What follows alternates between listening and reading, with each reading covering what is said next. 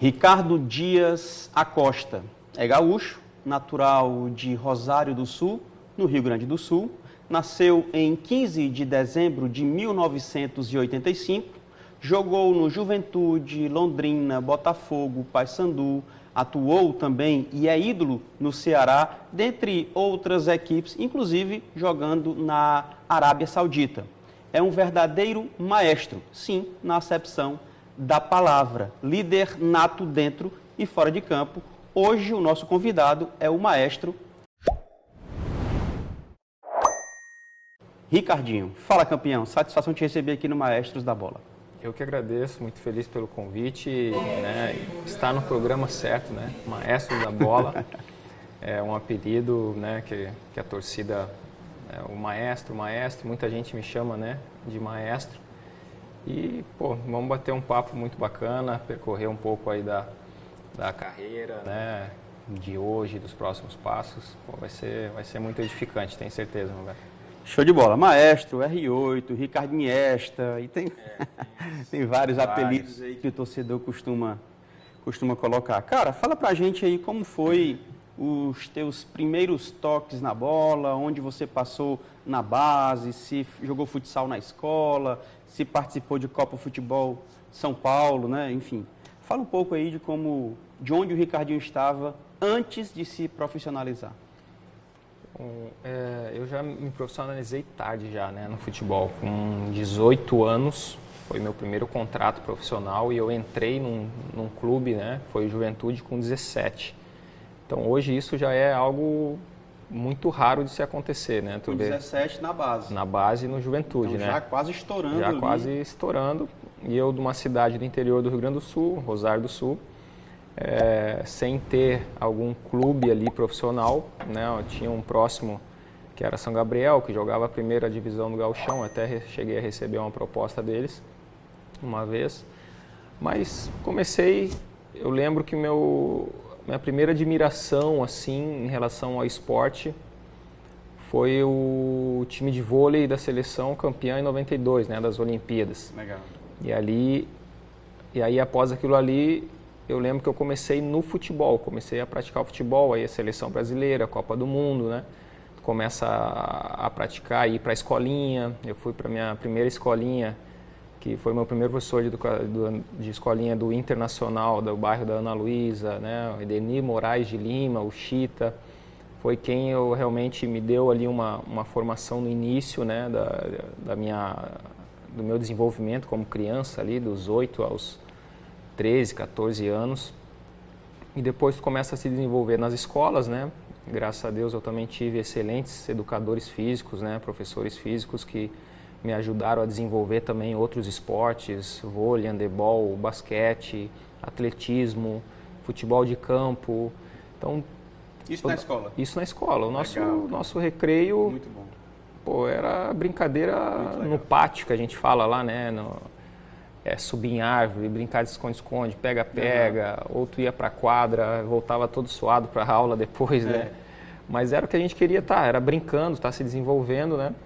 E muito forte o futsal na minha vida, né? E eu vejo que é muito importante para esse desenvolvimento da criança, né?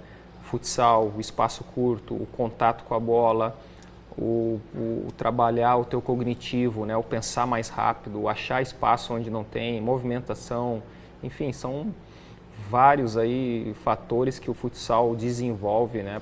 Para um atleta. E eu desenvolvi até meus 15 anos, eu só jogava futsal. Sim.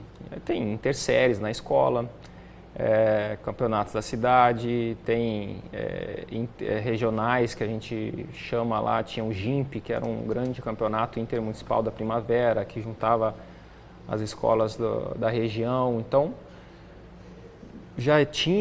eu fui me desenvolvendo no futsal e na competitividade, né? Na competição de estar jogando competições, né? Competindo de verdade e tu vai sabendo lidar também com as frustrações, com as derrotas, sabendo vencer, né? Sabendo respeitar as equipes, vai criando rivalidades sadias, né?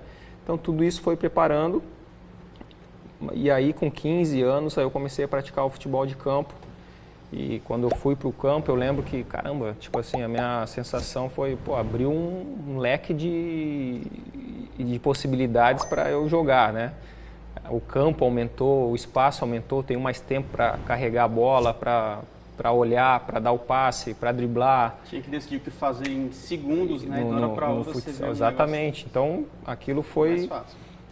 E aí eu tive uma pessoa também que me ajudou, né?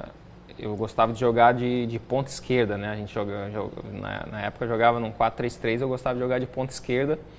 Eu tinha o drible, eu trazia para dentro, finalizava, chutava. E aí ele me trouxe para o meio de campo, mais para o meio, abrindo mais ainda, né? Essas possibilidades. Sim. Uma característica de passe, de achar passe vinda do futsal. Ele falou, Rica, tu não pode... Tu tem essa característica de meia, armador, de construir, de achar passe para os companheiros, tu gosta de servir os teus companheiros. Então vem jogar mais por dentro aqui, que vai aumentar o teu leque de possibilidades. Tu vai estar perto do gol também para finalizar, para chutar, porque tu tem um excelente chute. E aí realmente foi quando eu comecei a jogar por dentro e tivemos um campeonato sub-21, isso eu com 16 anos, jogando no meio ali dos meus colegas, dos meus amigos, de 21 anos de idade. Era um campeonato gaúcho, amador, né, das cidades.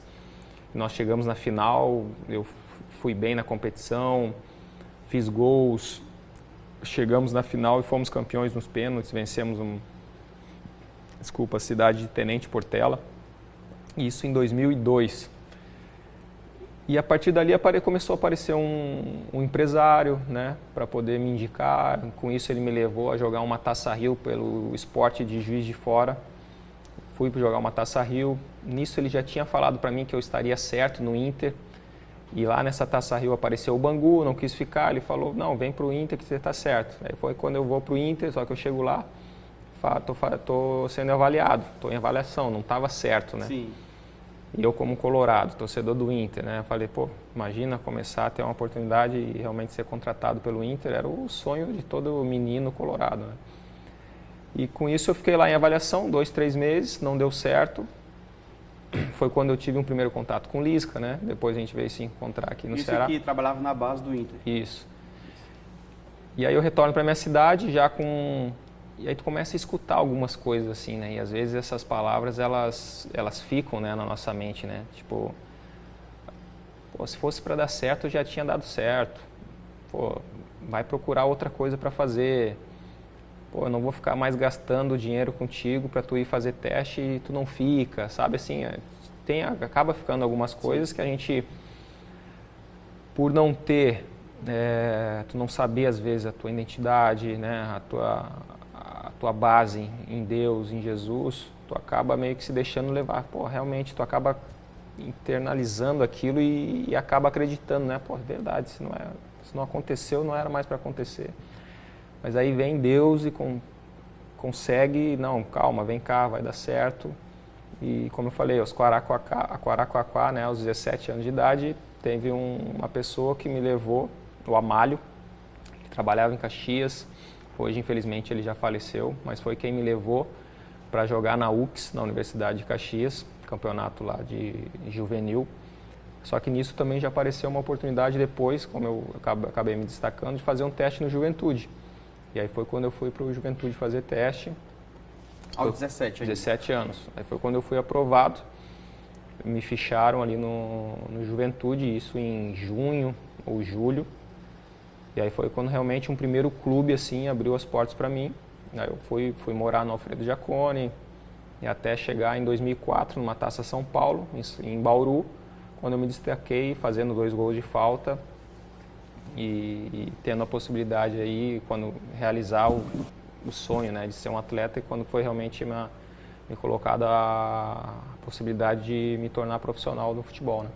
Legal. Nessa Copa você acabou jogando contra o Irati fez gol inclusive, o Irati gostou, depois te chamou para lá e te profissionalizou no Irati, né? A chave era nós, Irati do Paraná, Sene do Mato Grosso e Bauru, que era a sede, né, a capital, São Paulo.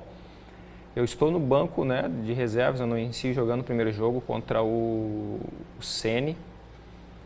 E no segundo tempo o treinador me chamou bem na hora que deu uma falta na frente da área. Eu entrei, peguei a bola, pedi para bater, nós estávamos perdendo, bati a falta, fiz o gol de falta, empatamos aquele jogo 1-1. No segundo jogo eu já iniciei jogando titular, que foi contra o Irati do Paraná. Sim. Novamente uma falta de frente para a área, eu bati, fiz o gol, nós empatamos ou perdemos aquele jogo ainda, o time do Irati era muito forte. E no último jogo, acho que ganhamos do Noroeste, mas não classificamos. E esses dias a gente estava conversando, relembrando esse momento, né? O quanto, assim, fez diferença os 2 gols de falta para que me pudesse proporcionar um contrato profissional, né? Das pessoas que estavam ali, pô, o seu Juan Figuer, o Sérgio Malucelli, Luxemburgo, né? O pessoal que tinha aquela parceria no Irati, que me contrataram. E me veio à memória de lá atrás, quando eu ia treinar sozinho lá no campo da minha cidade, bola parada. Que legal. Eu pegava a bola e ia para o campo sozinho, ficava treinando, né? Então, e aí a importância, né, do teu secreto, de tu persistir, de tu buscar, de tu vencer aquelas tuas lutas diárias ali no secreto, vai chegar uma hora que não tem como Deus não abençoar, não te proporcionar aquilo que está no teu coração e aquilo que Ele tem para a tua vida, né? Aquela velha história, né? Aí o Ricardinho teve sorte de ter jogado aquela partida e bater falta. Não, cara. No secreto, como você falou, o Ricardinho já vinha treinando aí para um dia, quando a oportunidade aparecesse, ele pudesse aproveitar. Até que o Irati te emprestou para o Ceará e em 2007 você teve a sua primeira passagem pelo Alvinegro. Não foi uma passagem tão vistosa assim. Fala um pouco sobre essa tua primeira passagem lá em 2007. Eu com 21 anos, né, surge a oportunidade, depois de um paranaense, se eu não me engano, até o Dimas, né, o grande soldado alvinegro, né, um cara, tem um carinho enorme por ele também, a gente ficava sempre brincando e ele sempre falando os ditados dele, né, no dia a dia. O mal do urubu achar que o boi tá morto, né, sempre tinha... esses ditados que ele ficava falando e a gente ficava na resenha, né?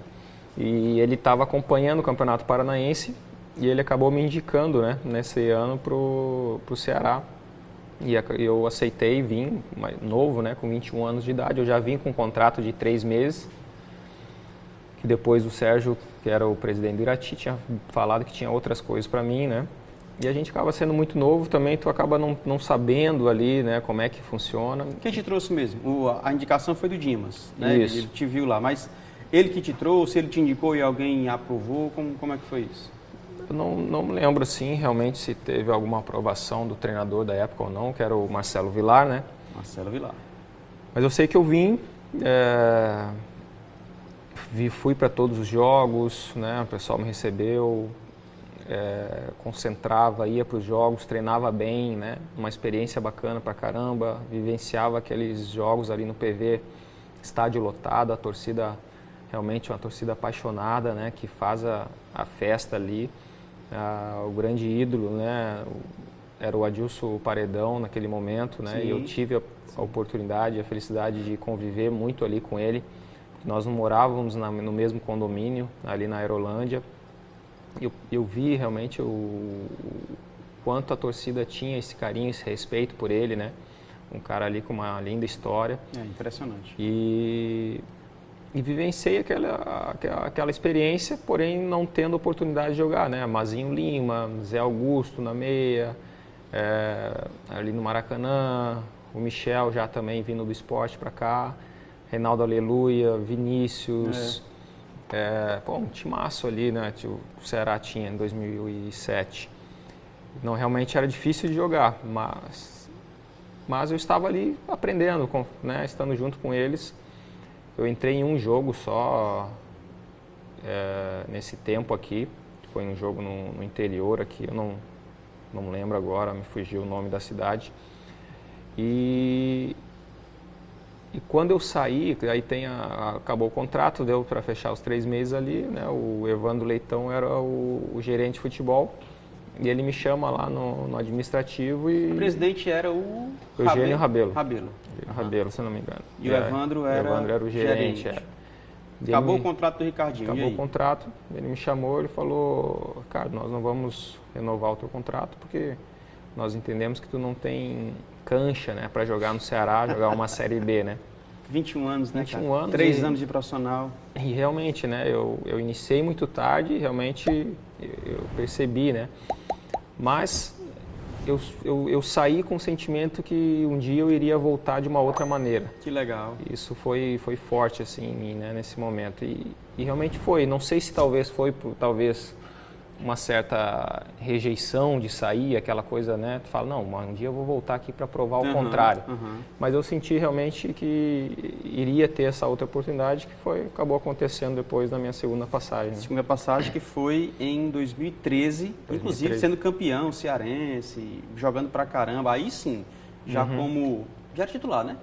13 Sim. acho que não, mas 14 tu já foi protagonista, ou 13 13 já, porque foi o Ricardinho, né, meu xará, o treinador. Isso, exatamente. Perfeito. Diego Serri, e eles me ligaram, né, que realmente pesou muito, foi uma ligação do Ricardinho para eu ouvir, falando das minhas características, o quanto ele enxergava em mim, para que pudesse fazer o time jogar, né, então foi importantíssimo e realmente joguei já no primeiro jogo, no amistoso contra o Horizonte no PV, eu fiz um gol de falta também. E com isso já que se criou essa expectativa de um homem da bola parada, do chute, né? E o pessoal já foi, tu já chega com uma confiança, a torcida já demonstra um carinho, com isso vai aumentando a tua confiança, vai crescendo, né? E com isso tu consegue desenvolver cada vez mais, né? E foi ali realmente onde eu joguei, Copa Nordeste também, fomos bem, infelizmente saímos na semifinal pro Asa. Tu jogou pra caramba, né? Teve, muito... 14 foi bicampeão cearense, Copa Nordeste de novo, Ricardinho também arrebentando, fazendo um gol, jogando pra caramba. E aí chega 2015, que pra mim, tu pode fazer o pacote depois aí do 13, 14, 15, mas pra mim esse ano foi assim, foi cruel, né? E eu acompanhei muito isso porque eu estava chegando na imprensa, comentando os jogos no estádio, nesse período de 2015, então eu vi todo o processo do Ceará, por exemplo, na Copa do Nordeste, por exemplo, no Campeonato Cearense, que não foi campeão do Cearense. Mas o Ricardinho jogou pra caramba e tem alguns sentimentos assim, né? Porque campeão da Copa do Nordeste invicto, um time bem interessante, você pode falar sobre. Ricardinho sendo, de novo, muito importante. Em compensação, no segundo semestre, teve aí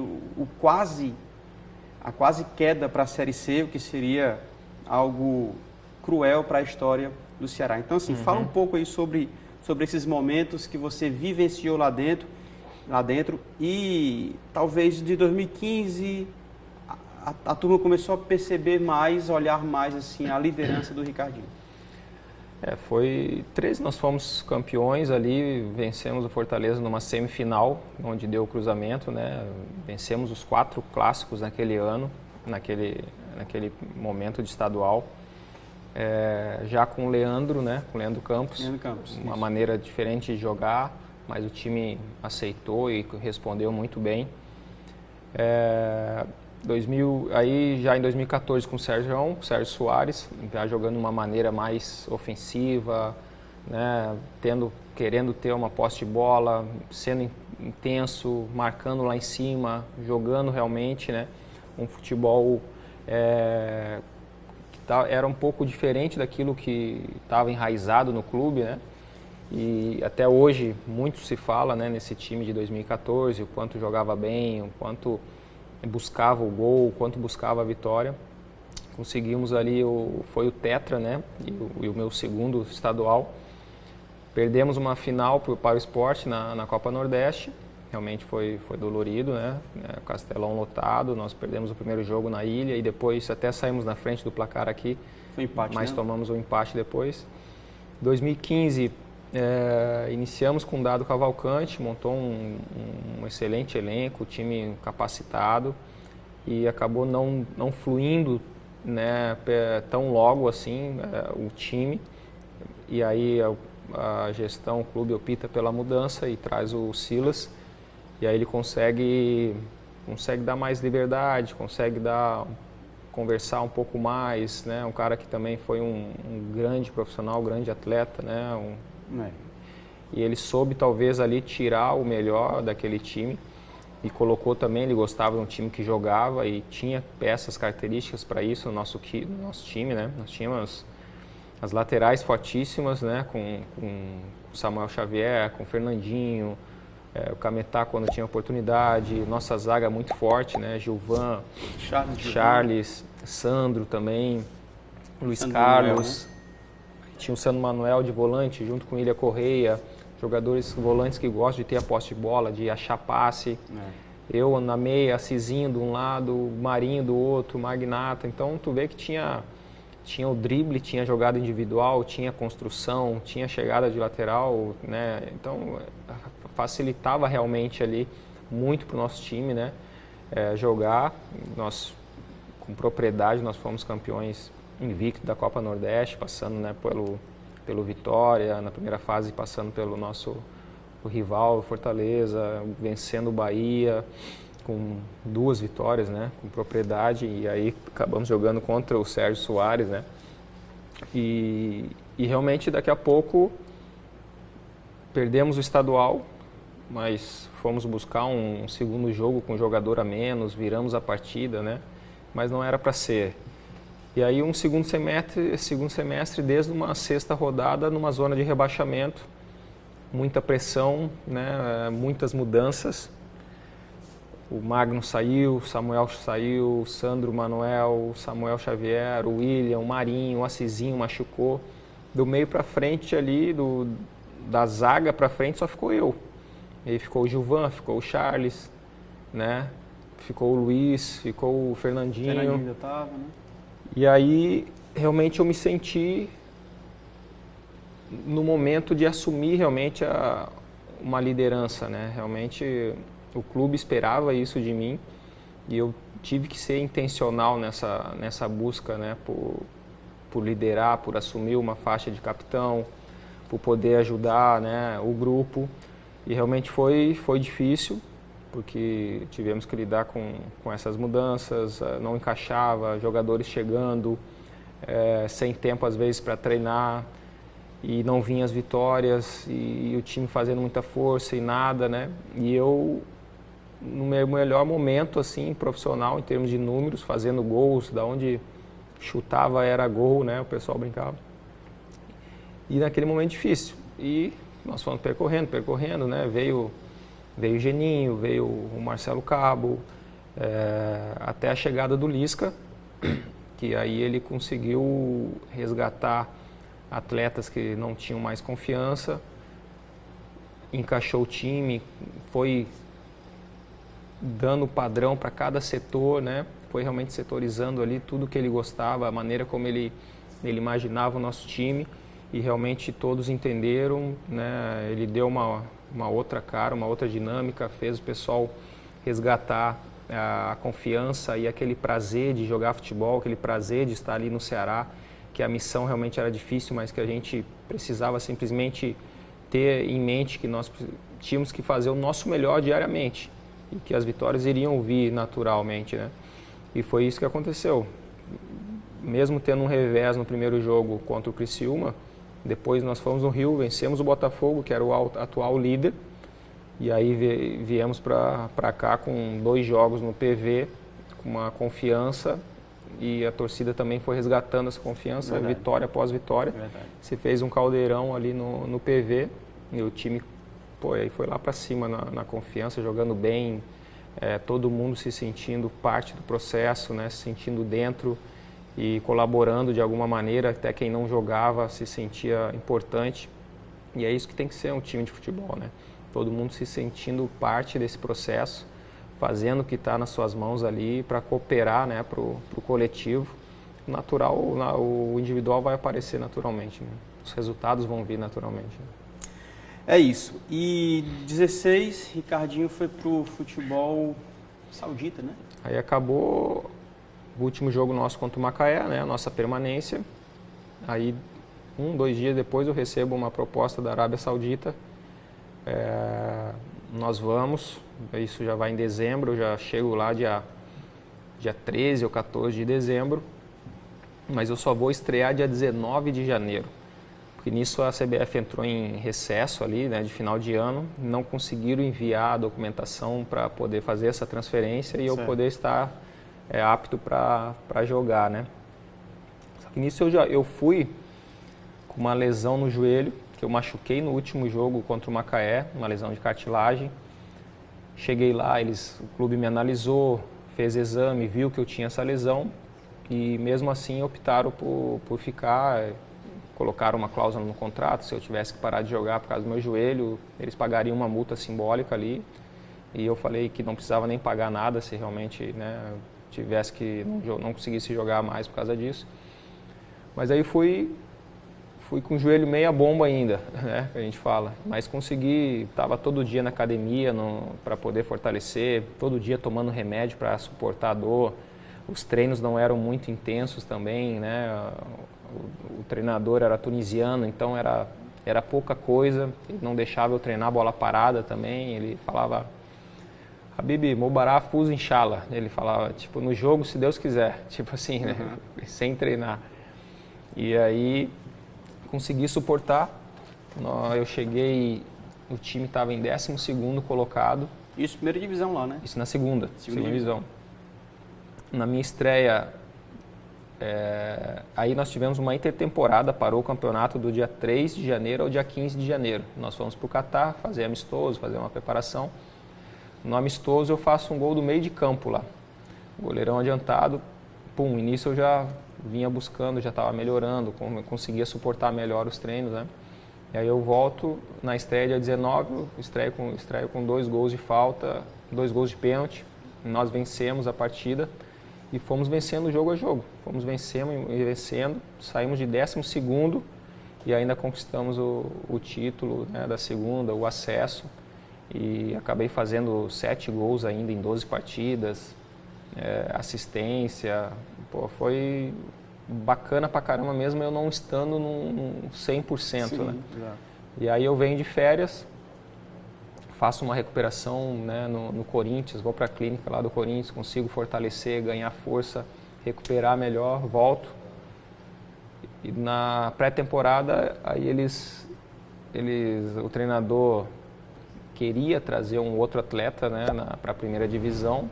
E aí ele soltou que eu não estava bem, que eu não estava jogando, que eu não estava treinando, sendo que eu nunca fiquei de fora de nenhuma partida, de nenhum jogo, né? Mas tranquilo, entendi. O pessoal achou melhor rescindir comigo, né? O presidente, pô, gosta muito assim de mim, eu tive um relacionamento muito bacana com eles, assim, eles entenderam que eu era um atleta que buscava conhecer um pouco mais da cultura deles, né? Conversar.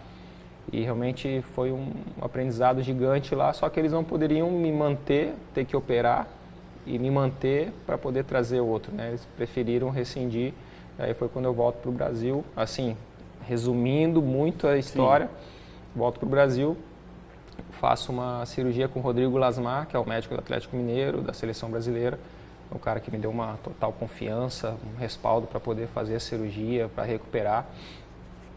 E nessa recuperação, o Robson me liga e dá a oportunidade novamente de voltar para o Ceará, quando eu me apresentei em janeiro e me deu toda essa tranquilidade de poder desenvolver de novo aqui, né? Que essa seria a terceira passagem do Ricardinho pelo Ceará, que vai ser motivo de uma próxima conversa, nosso tempo já deu nesse primeiro episódio, mas a gente vai falar sobre a sua terceira passagem, enfim, sobre o que você faz atualmente, sobre aquele quadro Bate-Pronto, tá? Então, agradeço aqui de coração a tua participação nesse primeiro momento, que Deus possa te abençoar cada vez mais, prosperar teu caminho. Amém. E temos sempre satisfação de receber os maestros que fazem parte da história do nosso esporte. Muito obrigado. Eu que agradeço, João, pô, muito bacana, e que Deus abençoe a todos que estão acompanhando a gente também, e vamos para cima. Show de bola! E você, gostou? Então fica ligado porque logo mais tem mais programas, mais episódios e em especial a segunda parte com o nosso querido Ricardinho, tá? Eu me despeço por aqui, fique você e toda a sua família na paz de Cristo e lembre-se, seja memorável sempre. Valeu!